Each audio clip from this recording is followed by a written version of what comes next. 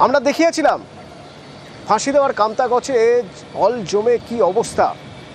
News 18 Bangla এই খবরও দেখানোর পর পদক্ষেপ কেমন আছে কামতাগছ, এখন জল সরানোর প্রক্রিয়া শুরু হয়েছে। বিশ্বজিৎ রয়েছে সরাসরি আমার সঙ্গে। বিশ্বজিৎ,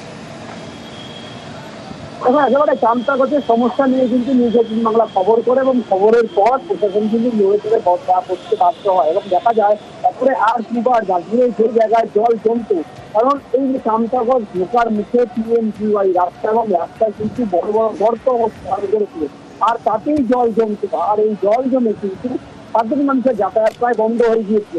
3 দিনের আগে আমরা দেখেছিলাম যে গ্রামবাসীরা একবার বাস লাগিয়ে দিয়েছেন যাতে যাতায়াত বন্ধ করা হয়, কিন্তু প্রশাসন পরবর্তীকালে আসে এবং মার্টিমল লাগিয়ে এই জমা জল কাজ কিন্তু সরানোর কাজ শুরু হয়েছে। ফলে স্থায়ীভাবে সমাধান চাইছেন স্থানীয় বাসিন্দারা যে দ্রুত পদক্ষেপ নেওয়া হবে, কারণ যে পরিমাণ অর্থ এই ড্রেন করতে বা নিকাশনালা করতে চলছেন তা অনেকদিন থেকে এই সমস্যাটা ছিল, আমরা চেষ্টা করছিলাম এটাকে সর্ট আউট করার, কিন্তু তখন এরা ড্রেনেজের জন্য বাসিন্দারা জায়গা দেয়নি। তো এই বছর যখন এই সমস্যাটা অতিরিক্তভাবে চলে আসছিল, এরা আমাদেরকে লিখিতভাবেও দিয়েছে, আমরা সেটাকে অ্যাকসেপ্ট করেছি।